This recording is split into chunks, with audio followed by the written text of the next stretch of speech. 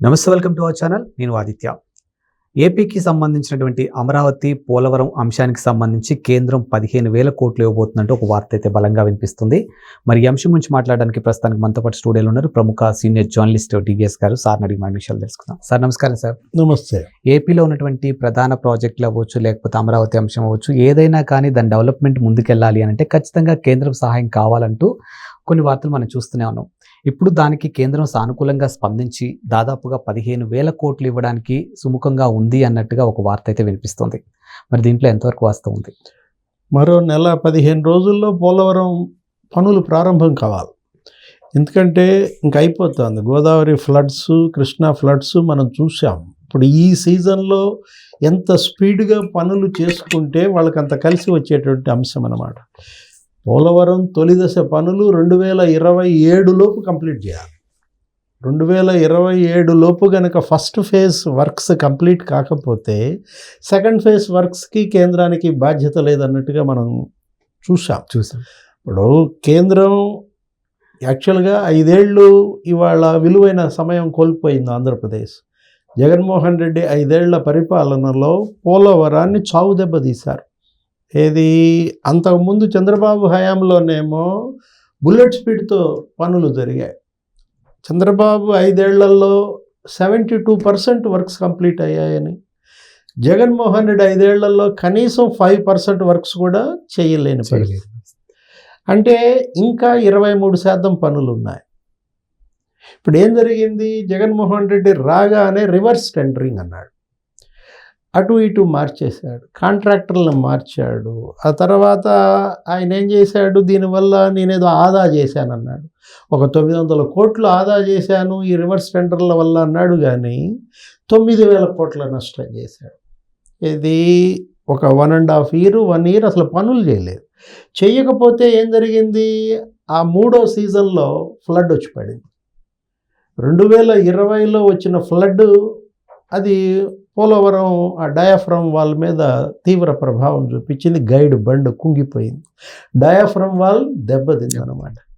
ఇప్పుడు పరస్పర ఆరోపణలే తప్ప జగన్మోహన్ రెడ్డి ఏమో ఆ నెపం చంద్రబాబు మీద వేయాలని చూస్తారు, అప్పటి ప్రభుత్వం మీద. మీ వైఫల్యాన్ని, మీ అసమర్థతని మీరేంటి చంద్రబాబు హయాంలో అక్కడ అవినీతి జరిగిందని ప్రజల్లో ఏదో చిత్రించటం కోసం, రాజకీయ లాభాల కోసం జగన్మోహన్ రెడ్డి ప్రభుత్వం 1.5 year ఆపడమే ఇవాళ పోలవరం ప్రారంభం. చంద్రబాబు స్పీడ్తో గనక అదే పనులు గనక కంటిన్యూ చేసి ఉన్నట్లయితే అసలు ఈ పాటికి పోలవరం ఫలితాలు వచ్చాయి. వాళ్ళే చెప్పారు, అనిల్ కుమార్ అనేక సార్లు చెప్పాడు, అప్పటి ఇరిగేషన్ మినిస్టర్. జగన్మోహన్ రెడ్డి ప్రభుత్వంలో 2020 కంప్లీట్ చేస్తున్నాం, 2021 కంప్లీట్ చేస్తున్నాం, 2022 కంప్లీట్ చేస్తున్నాం. డెడ్ లైన్స్ మార్చుకుంటూ వెళ్ళారే తప్ప అడుగు ముందుకు పడలేదు. ఇప్పుడు మొత్తం అన్ని నీటిపారుదల ప్రాజెక్టులని నిర్లక్ష్యం చేశాడు. అతను ఏంటంటే అతను మేనిఫెస్టోలోనేమో జలయజ్ఞం మా నాన్న టైప్లో నేను చేస్తాను, మొత్తం 52 ప్రాజెక్టులు కంప్లీట్ చేస్తాను అని చెప్పాడు తప్ప ఆ 3వ రత్నంగా పేర్కొన్న జలయజ్ఞం అతనేంటి? రాజశేఖర్ రెడ్డి 5 ఏళ్లలో 56,000 కోట్లు ఖర్చు పెట్టారు. అప్పట్లో ధనయజ్ఞం అనే విమర్శలు వచ్చిన ఉమ్మడి ఆంధ్రప్రదేశ్లో. తర్వాత విభజిత ఆంధ్రప్రదేశ్లో చంద్రబాబు ముఖ్యమంత్రిగా 5 ఏళ్ళు రాజశేఖర్ రెడ్డి కన్నా కూడా ఇంకా 12,000 కోట్లు ఎక్కువ ఖర్చు పెట్టాడు. అది ఉమ్మడి ఆంధ్రప్రదేశ్, ఇదేంటి విభజిత ఆంధ్రప్రదేశ్. 13 జిల్లాల్లోనే చంద్రబాబు నీకు 68,000 కోట్లు ఖర్చు పెట్టాడు ఇది ఇరిగేషన్ మీద. కానీ జగన్మోహన్ రెడ్డి వచ్చేసరికి 5 ఏళ్లలో ఇరిగేషన్ మీద 20,000 కోట్లు ఖర్చు పెట్టాడు. అంటే తండ్రి ఖర్చు పెట్టిన దాంట్లో 3వ వంతు,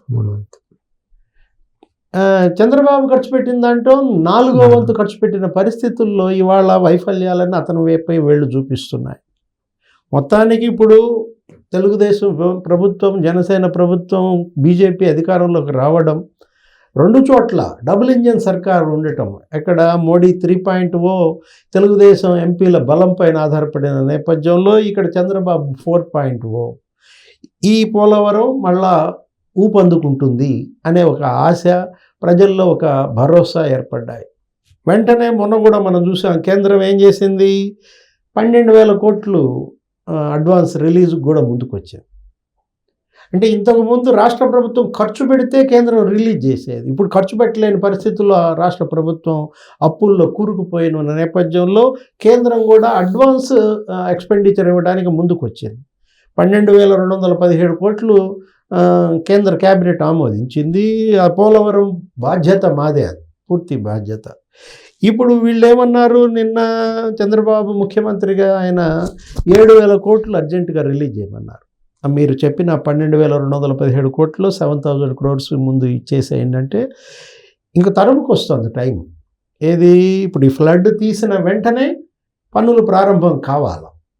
మళ్ళా గతంలో చంద్రబాబు ప్రభుత్వం ఎలా అయితే బుల్లెట్ స్పీడ్తో పనులు జరిగాయో అంతకన్నా రెట్టించిన స్పీడ్తో జరపాలి. అప్పుడు మనం చూసాం 24 గంటల్లోనే నీకు 30,000 క్యూబిక్ మీటర్ల కాంక్రీట్ వేశారు. అది గిన్నెస్ రికార్డు అనమాట.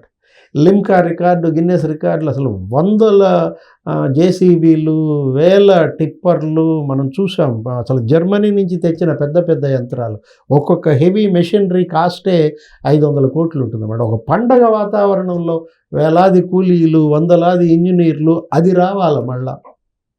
ఇప్పుడు ఏమంటోంది రాష్ట్ర ప్రభుత్వం, ఈ సీజన్ వెంటనే పనులు కనుక ప్రారంభం చేసేస్తే డయాఫ్రమ్ వాల్, దాంతోపాటు ప్యారలల్గా ఆ వాల్ కూడా 2 వాల్స్ కనుక కంప్లీట్ చేసేసుకుంటే ఫస్ట్ ఫేజ్ 2027కి కంప్లీట్ చేస్తేనే కేంద్రం సెకండ్ ఫేజ్కి డబ్బులు ఇస్తుంది. ఇప్పుడు కేంద్రం ఇచ్చిన డబ్బులు ఖర్చు పెట్టడం ఇది ఒక పెద్ద సవాల్ అన్నమాట. దీనికి మరి జలవనరుల శాఖ మంత్రిగా రామానాయుడు రావటం అదొక అనుకూలించే అంశం అన్నమాట.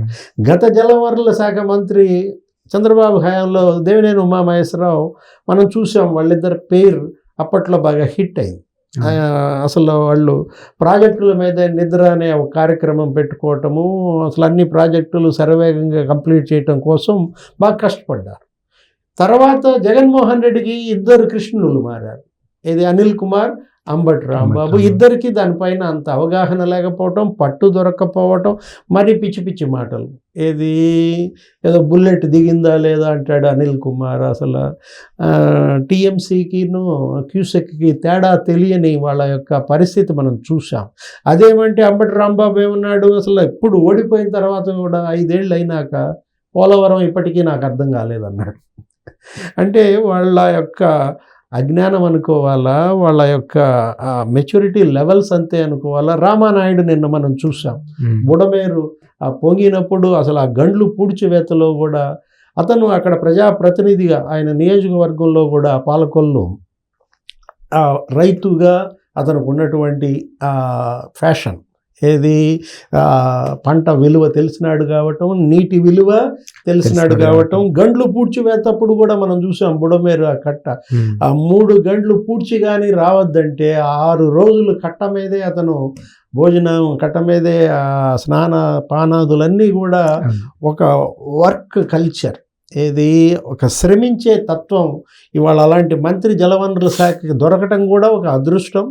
అయితే యుద్ధ ప్రాతిపదికన ఈ పనులు చేపట్టాలి, అనుకున్న టార్గెట్ రీచ్ అవ్వాలి. 2027 కల్లా పోలవరం కంప్లీట్ చేయాలి. ఇప్పుడు ఈ 15,000 కోట్లు కేంద్రం కనుక ఇచ్చినట్లయితే మనకి ఒక కొలిక్కి వచ్చే అవకాశం ఉంది. మొదట్లోనే ఒక మంచి ఆరంభంతో ప్రారంభించినట్టుగా ఉంటుంది. సరే, ఇప్పుడు ఏదైతే కేంద్రం సహకారం చేస్తుందన్న అంశం ఏదైతే ఉందో, అంటే మనం గతంలో చూసాము, అంటే కేంద్రం కొన్ని గ్రాంట్గా ఇస్తున్నటువంటి నిధులు ఏవైతే ఉన్నాయో వాటిని మేమే పే చేసుకుంటాము అన్న వేలో మాట్లాడిన సందర్భాలు మనం చూసాం. ఇప్పుడు కనుక ఒకవేళ ఈ ప్రకృతి వైపరీత్యాలకు కూడా దాదాపుగా 3,300 కోట్లు ఏదో ఇచ్చినట్టు 2 తెలుగు రాష్ట్రాలకి కలిపి ఇప్పుడు కేంద్రం మనకి ఏదైతే మంజూరు చేస్తా అనే అంశం ఉందో, మరి దీన్ని ఏ విధంగా చూడొచ్చు సార్? అంటే అప్పు కింద చూడొచ్చా, లేకపోతే గ్రాంట్ కింద చూడొచ్చా? అంటే ఇప్పుడు ఈ మంజూరు చేసిన 12,000 కోట్లు ఇవన్నీ కూడా ఇప్పుడు అమరావతికి కూడా 15,000 కోట్లు ఇచ్చింది మొన్న తొలి బడ్జెట్లో రాజధాని నిర్మాణం కోసం.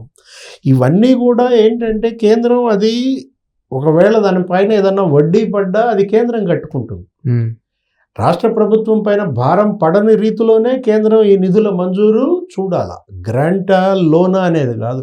ఒకవేళ లోన్ అయినా కూడా లోన్ యొక్క ఇంట్రెస్ట్ భారం రాష్ట్ర ప్రభుత్వం పైన పడదనమాట. ఇప్పుడు ఇవాళ కావాల్సింది తక్షణ ఉపశమనం. ఆంధ్రప్రదేశ్ 5 ఏళ్ల జగన్మోహన్ రెడ్డి పరిపాలనలో 30 ఏళ్ళు వెనక్కిపోయింది. అందుకే పదే పదే చంద్రబాబు ముఖ్యమంత్రి ఆయన కూడా అంటున్నారు, ఏమని, మళ్ళా 1995 నాటి చంద్రబాబును చూస్తారంటున్నారు.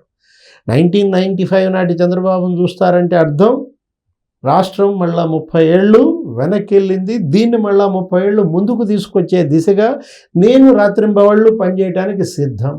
నాతో పాటు ప్రభుత్వ యంత్రాంగం కూడా అవిశ్రాంతంగా పనిచేయాలి. అటు మంత్రులు, ఇటు ఈ ఐఏఎస్లు, వీళ్ళందరూ కూడా ఇవాళ ఇది ఒక ఛాలెంజ్గా తీసుకోవాలి.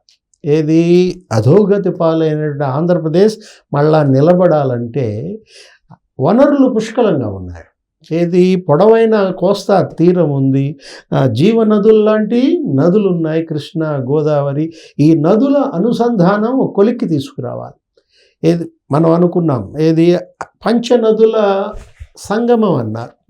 చంద్రబాబు గత 5 ఏళ్ళు ఆయన సీఎంగా ఉన్నప్పుడు అక్కడ వంశధార దగ్గర నుంచి నీకు గోదావరి, ఆ తర్వాత కృష్ణ, పెన్న, ఈ కావేరి దాకా వీటిని కలపాల్సినటువంటి బాధ్యత ఉంది. కేంద్రం కూడా నదుల అనుసంధానాన్ని ఒక టాస్క్గా తీసుకుంది.